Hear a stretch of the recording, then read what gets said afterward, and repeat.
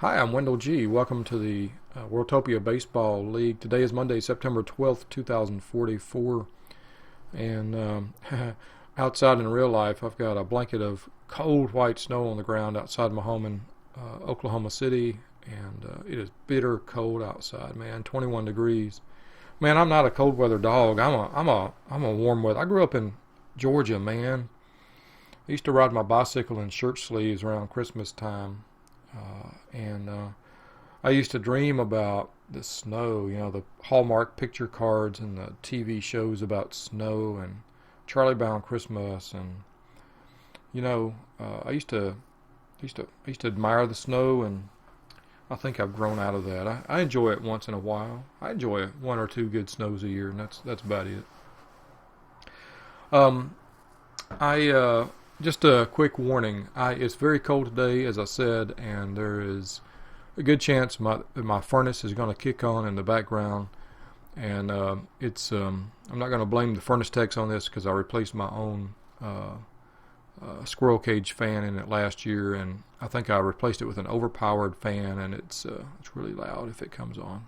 So I just wanted to do a quick look at the some of the global statistics driving the North League this year. It's been a couple of big factors have been happening this year. One is, of course, my own team, Moscow, was predicted to do well, and we performed pretty poorly this year. And I want to quickly dive into the why and wherefore of that.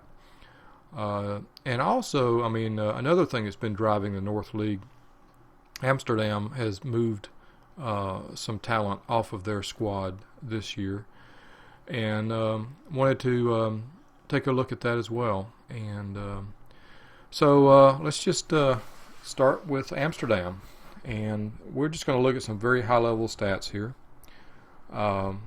Amsterdam leads the North League in scoring offense and in scoring defense, and those are the two metrics I want to look at the most. 864 runs scored, 563 runs against. Both of them lead the North League by a pretty wide margin. And defensive efficiency is tops in the league. Bullpen ERA first in the league. Starters ERA is third in the league. Batting average first in the league. On base first in the league. Home runs third in the league.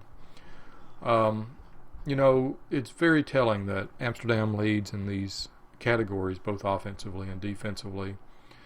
And the combination of offense and defense is pretty extraordinary. Although we've played, 142 games. Let's just make this real simple. Make it really, really simple. This is gonna grossly exaggerate things, but let's just pretend we've played 100 games, and that will make these numbers easy to decipher. So let's just say runs scored 8.64 runs per game, runs against 5.63 runs a game. Now the reality is you multiply those numbers through by about 100, 140, about 70%, and you'll get a much more accurate view. But for gross purposes, Amsterdam scoring 8.6 runs per game, giving up 5.6 runs per game. That's a 3-run differential. Of course, at 70%, that's about a 2.1 run differential, runs scored versus runs against. 2-run margin is a lot of room for error. We're talking about they're out there on the 1 or 2 sigma line.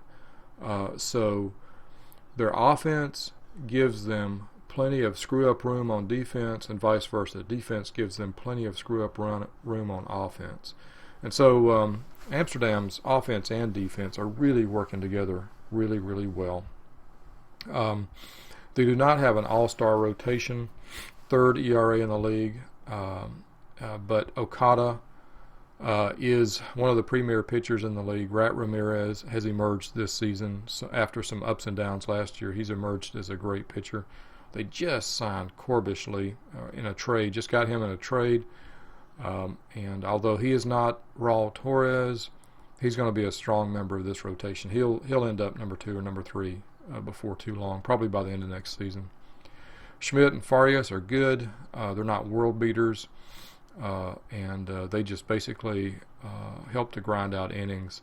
And they're really, ultimately, that's all Amsterdam needs is innings grinders to allow their offense to keep games under control and allow their offense to do its thing and the defense to do its thing. Don't forget the defense. And, of course, once a game gets to the late innings, Amsterdam's bullpen will take care of business. How many saves? Karpenkov has 34 saves. That probably leads, I'm guessing, that leads the league in saves. Let's come here and look at position, pitchers, view, stats. Yep.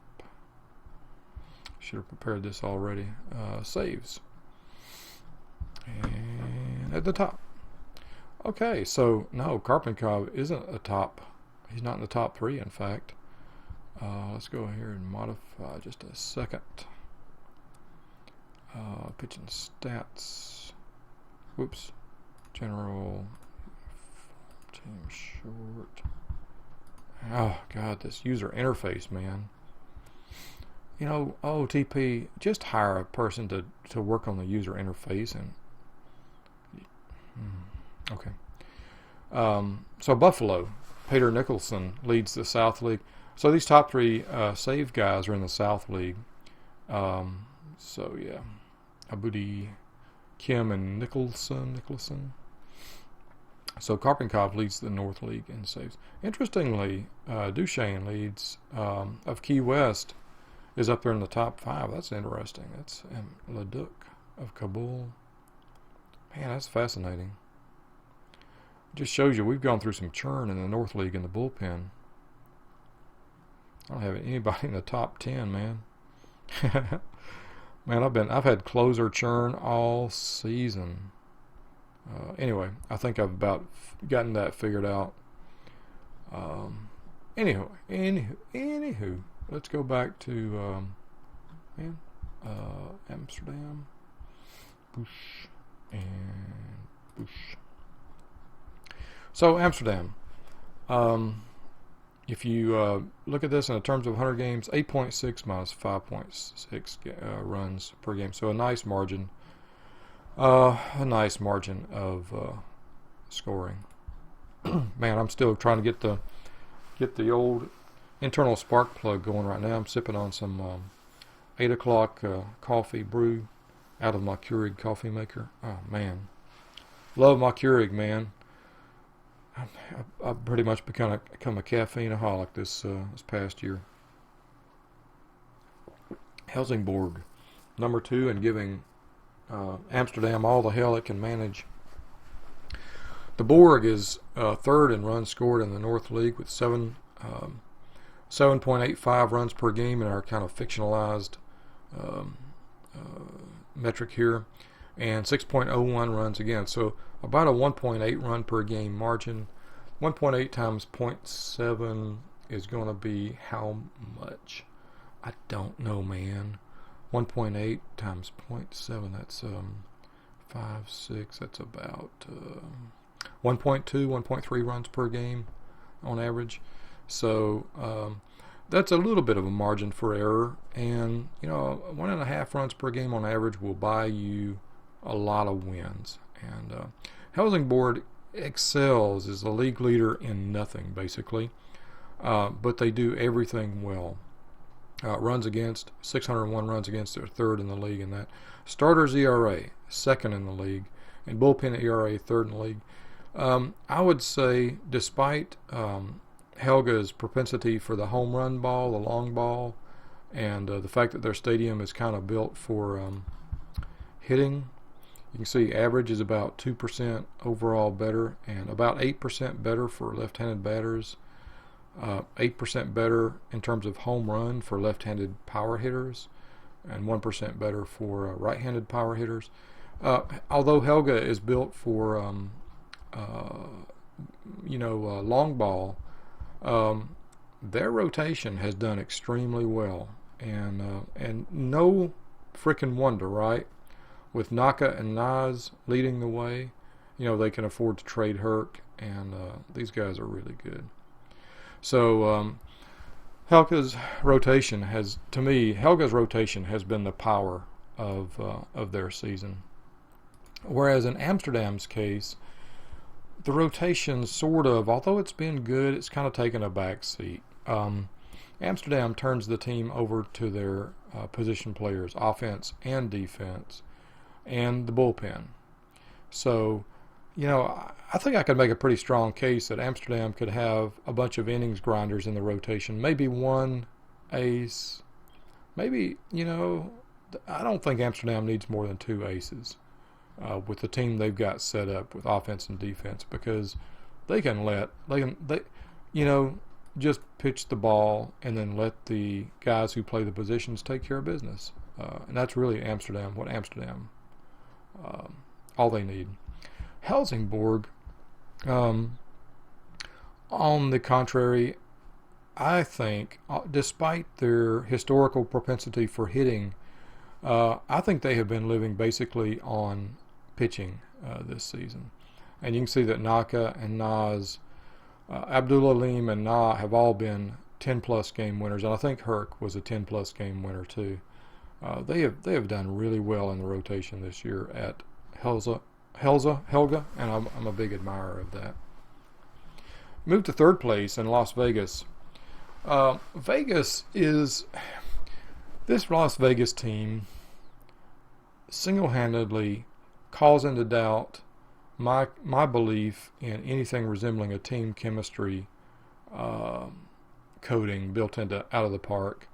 There are things that happen in the game that make me think there's got to be chemistry, but then I look at Las Vegas, and Doe is a classic churn and burn kind of a guy who is constantly moving his players around. He considers them pieces to be exchanged in and out until he gets a composite that he's happy with, and he's never happy with a composite for very long. He's always looking to move and make trades. He is a classic used car salesman of Newtopia. And does his team suffer for it? No. In fact, it seems like the more his team gets injured, the better they perform. And so, I don't know, man. Vegas kind of, for me, it defies the whole team chemistry thing. What drives Vegas this year? Well, they lead this fantastic league in starting pitching. You've got Helga, you've got Amsterdam, you've got even Moscow, and despite those three, Las Vegas leads the league in starting pitching ERA. Li Ji Wong, Geiler Schultz, Jose Romero, and now Raul Torres and Cardall. These guys, man, Vegas has put together themselves a nice rotation in a very short time. To me, it feels like. So this Raul Torres, he's going to be a pain in my ass for a long time to come. I know it. Meanwhile, Vegas is constantly working the left-right matchups. And although they've only got a couple of 300 hitters, actually 300 hitters in their lineup, they've got some light hitters too, Mercier for one. And there's something that I really admire about Vegas and what they have done. They pay a lot of attention to defense. Their defensive efficiency is second in the league. And a key to that is this guy, Opie. He's a 258 hitting shortstop, but he has an outstanding zone rating, one of the best zone ratings defensively in terms of stats in the league. Not the highest rated defensive guy, but out on the field he's getting it done. I was kind of looking at Vegas's infield in terms of thinking about some trades earlier the year before the trade deadline, and I was constantly surprised that Opie is starting at shortstop and instead of Chris Brown. And but I see, after looking at it, Doe values his defense right in the middle, and Opie is taking care of a lot of business in the middle of the field, and that he is sort of the hidden unadvertised key to Vegas' success. And he makes a good shortstop like that, a top of the league defensive shortstop, makes the pitching look really good. He keeps their BABIP down, and he gobbles up balls hit towards him that would otherwise go for hits and would eventually impact these ERAs. So good case of a team that's been a sort of a Frankenstein's monster team that's been composited together from a lot of pieces, and yet it still works. This is the team chemistry defying team of Worldtopia. The Seoul Glow have had a plus 500 year, the 5 games over 500.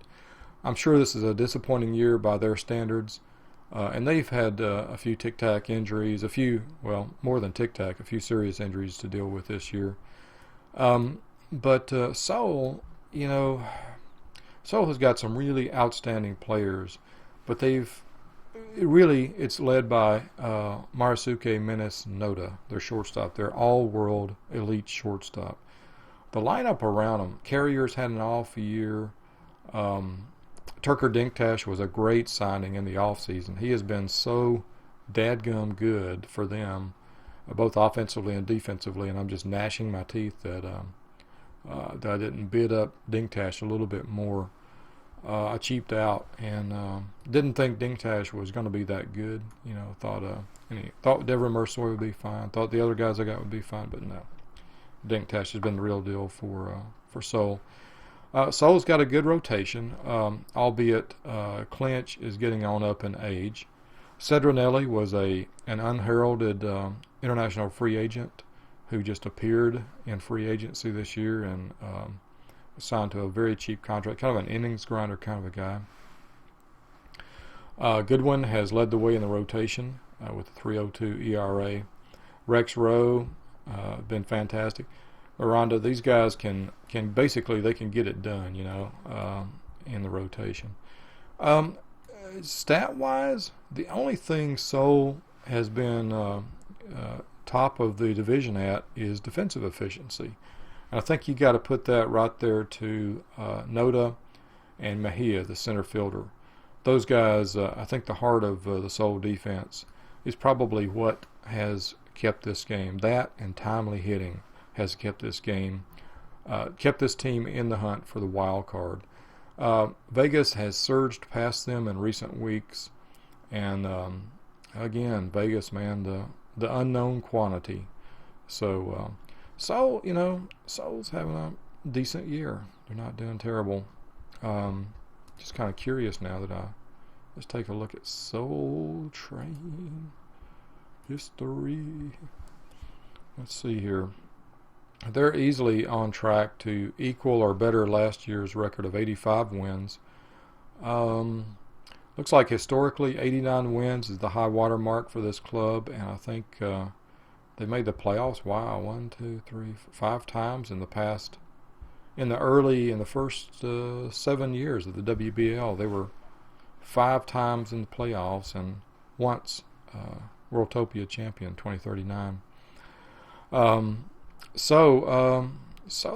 think 90 wins is definitely within range of this team, and I'd like to see Seoul go for it next year.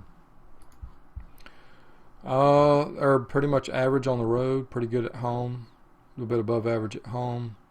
They win quite a few more one-run games than they lose, and they're good against left-handed pitching. I'm on kind of a losing streak right now. I kind of want to slide.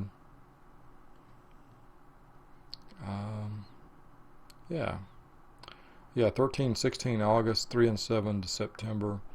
Kind of want to slide in recent months here. So that's Seoul. Seoul has quietly, their rise from the bottom of the division has been, let's go back to their history right quick, has been kind of, unheralded. In 2042, they dropped, they've been kind of up and down. You see that? 89 wins, 74 wins, 88 wins, 70 wins, 85 wins, 74 wins. Well, of course, this season's not quite over. But I'm looking for Seoul to kind of stabilize things and get back on the train. And runs scored versus runs against. Seoul 6.78 runs scored versus 6.77 runs against. Basically even. And their record of 5 games over 500 reflects the fact that their defense makes them a little bit better than average. Yeah, but compare that 678, 677 to Vegas, which is 704, 632. See, Vegas is scoring about, in our fictional 100 game season thus far, about 7/10 of a run per game. So 7/10 times 70%, about half a run per game. Vegas is scoring more than they're giving up. A far cry from Helsingborg's 1.5 runs per game and Amsterdam's two runs per game.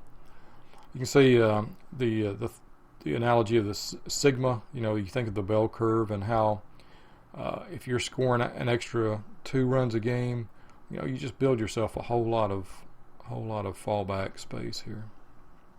Moscow, very pleased to say we had a 6-game win streak. My sympathy to Istanbul and Berlin. They took the brunt of that. We swept a 3-game series with each. I think we have only had one other week where we won 6 games this season. It's been that kind of a year for us. But what drives Moscow? Well, certainly not the run-scoring offense, because 625 runs scored. Compare that to Seoul, 678. Compare it to Vegas, 704. Helsingborg, 785. And Amsterdam, 864. They're in a different league than us. 864 runs scored for Amsterdam. We've scored 625. 7th in the league. Batting average, 7th. On base, 7th. Home runs, 6th. Stolen bases, 7th. Everything about our offense is at the bottom of the league. So what drives Moscow is not hard to find. Our defense keeps us up there. Well, really not even defense. Our pitching. Our run scoring, 597, we're second in the league in runs allowed. 597, that's second only to Amsterdam, which has allowed 563. We're very stingy on giving up runs. And that kind of reflects my personality. I'm very stingy, man. I'm a miser. I pinch nickels until they scream,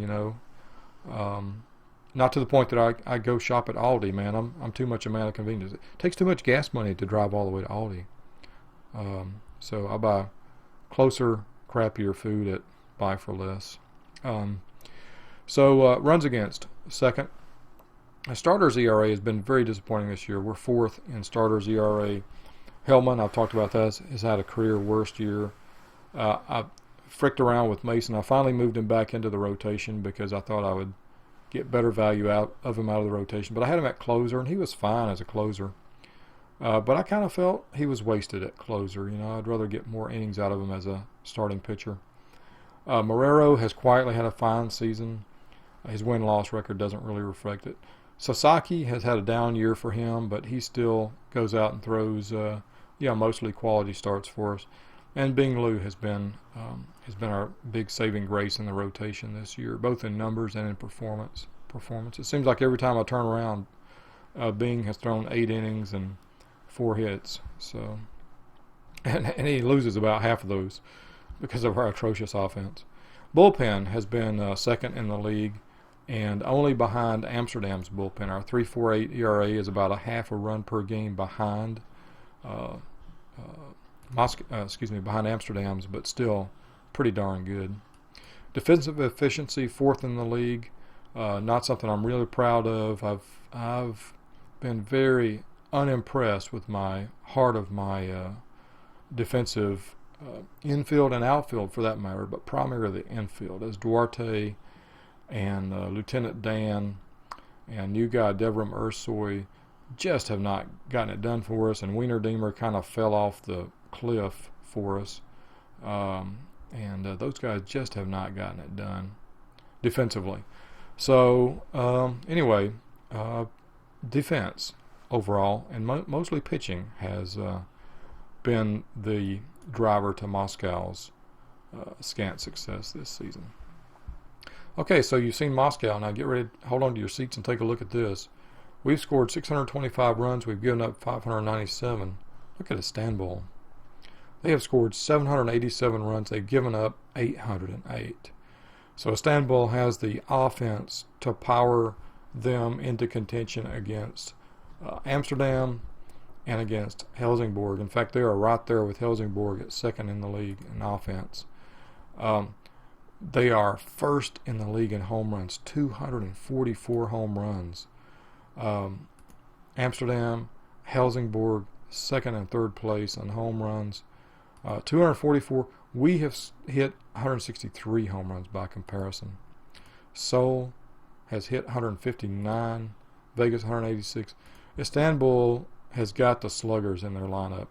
They've also got the speed merchants. 102 stolen bases, second in the league in stolen bases.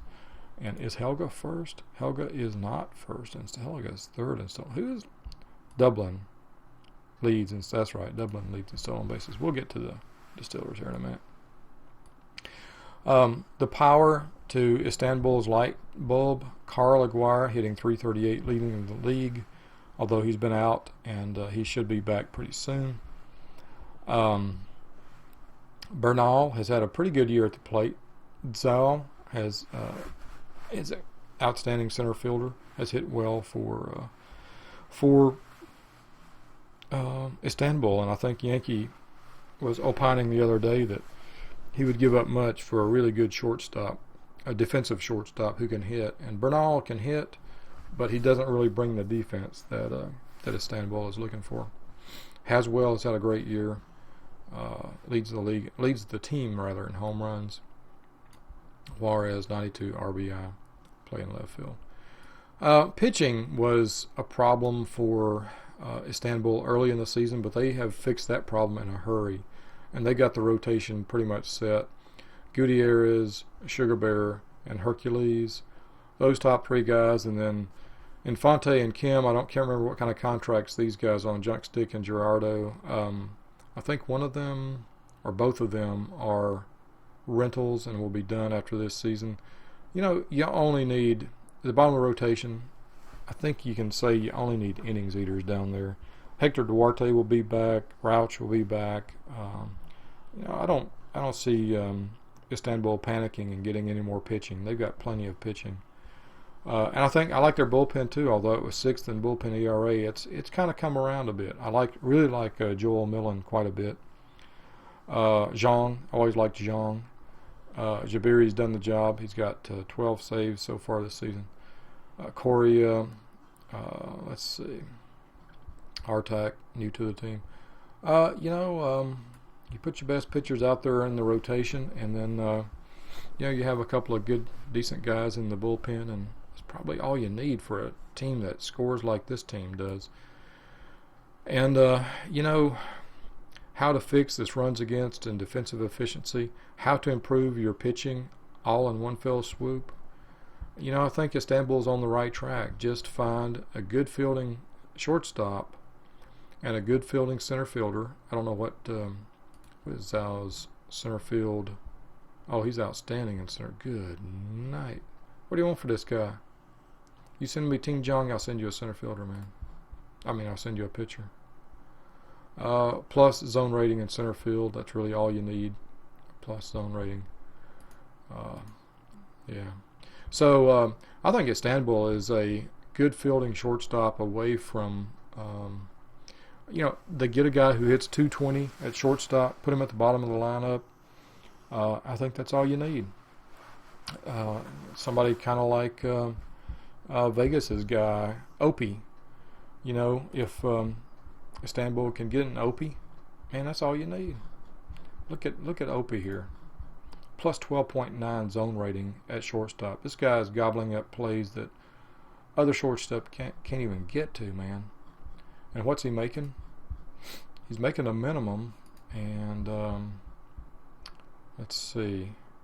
Oh, he's not even close to R, but this is the kind of guy, Opie is only hitting 258. He's not going to command a huge salary.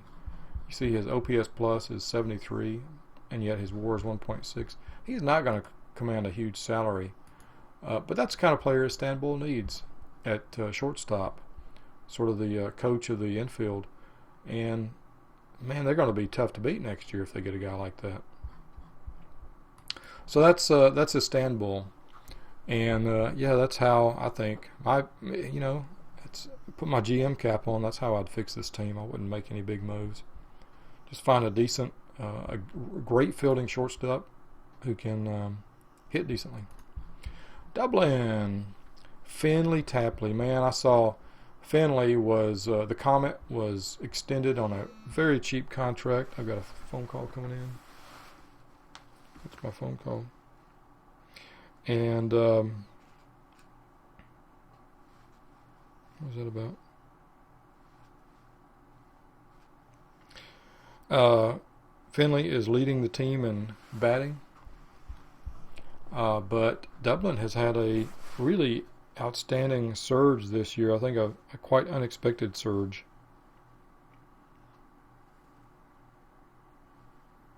Why did I get a phone? Why are you beeping at me? Why are you beeping at me? Oh, I think because it was fully charged. Okay. Let's see. What else can we say about Dublin? Rad Pants was opining about what do we got to do to get stolen bases up. You can see he leads the North League in stolen bases, first in stolen bases. He lives and dies by speed, and he likes the fast players on the team. So what drives Dublin besides speed? Defense pretty decent. Pitching has been a problem, and run scoring have both been problems. So 6.5 runs per game versus 7.6 runs against, so about a 0.7 differential times 0.7, about a half a run differential underwater for Dublin. And so, I mean, you could, when you're in this situation, you could improve either side, and it's going to improve the team. So you could either choose to improve offense or choose to improve defense. And I think we've talked about this. Dublin has a fairly young team, and I think they should naturally evolve into a better team, as they all mature together. What else? Watanabe, the Prophet, might be on the block for the right price. This center fielder, Keong Ian So, was a good. He's a good center fielder. He's been out with injury, should be back soon. Hugh Nelson was acquired during the season and almost immediately turned around and went out with a season-ending injury. Nelson would have provided a great deal of offense for this slumping Dublin team. And so Dublin, Dublin was in the wild card seat for quite a while earlier in the year. Strong start.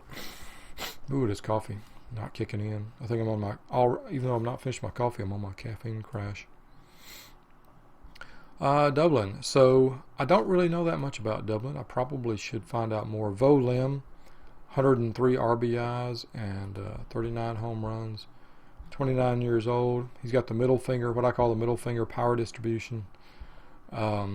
Strong home run hitter, and if he's hitting for contact, 274 he is, and a 330 OBP. Man, that is great. Making $1 million. Oh, that's fantastic. They are really getting their money's worth out of Vo Lim this year, no doubt about it. Good. Clark, how does Clark look, by the way? He's also got the middle finger power distribution, hitting 246 with a sort of disappointing 285 OBP, but wrapping them home runs, 29 home runs this year for a 101 OPS plus and a plus WAR. Good catcher, solid guy, Cosmo. I really think Dublin has got the core of a good mix of veterans and rookies. They got the core of a good team, and I look for them to maybe make a few changes in the offseason. Maybe bring in one outstanding starting pitcher to go with the Prophet, or maybe move the Prophet, bring in a younger core of pitchers, and something better in the field. A little bit better. Better second baseman, something like that. So that's Dublin. Berlin.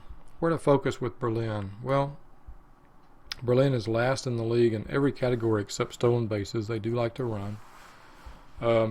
With our fictional 100 game metric here, they're 5.7 runs scored per game versus 8.9 runs against. So they're on the opposite end of the 578 and 890, 563 and 864. You can see Berlin is on the opposite end of the metric from Amsterdam.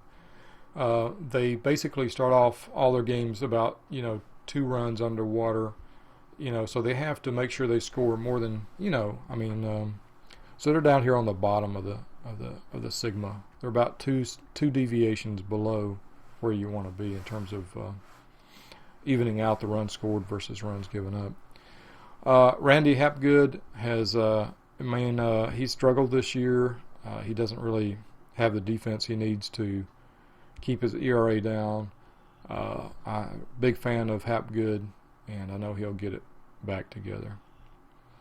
So, what else? Strikeouts. Kim. I think Kim has he been on the team for a while? The other junk stick. We got 2 junk sticks. Kim was one. Kim's actually far better than my nickname junk stick for him. Yeah, 28 years old, making $7 million. Man, his whip doesn't really. Wow, what's his BABIP? 350. That's a reflection of the defense, man. You put a good defense under this guy, Jung Sik Kim, and he'll be fine. Yeah, so I look at the rotation. I kind of feel bad because Berlin traded me Bing Liu with the big contract, and Bing has done well for me, but he's not been over in Berlin to help them out. I'm glad to see Aurelio Valencia has 16 home runs, 256 average. Good to see him producing. Let's see, what else? Just not a whole lot to focus on with Berlin here. Let's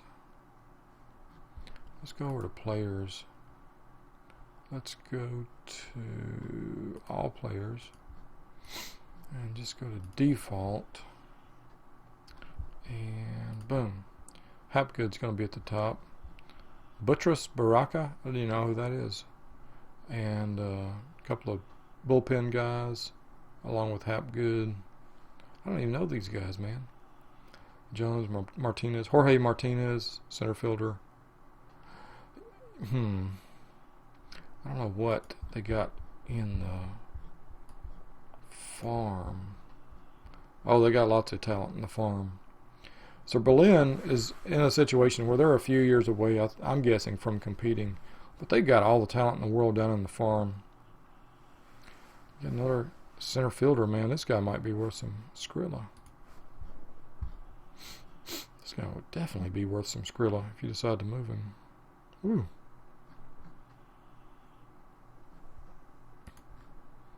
Rhino. How's Foster doing? That guy, man, this guy just came out of nowhere for me. He's been playing AAA, 310, and just killing it in AAA, 4.0 WAR.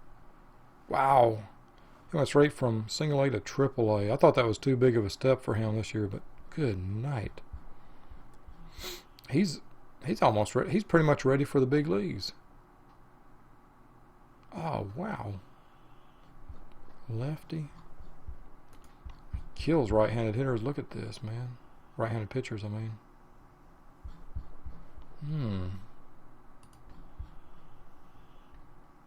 Man, Foster. This guy, he's going to be on the Berlin lineup next year if you got a place for him. Oh, wow. Okay. I'm rambling, getting lost in thoughts here. So, anyway, that's my take on the North League.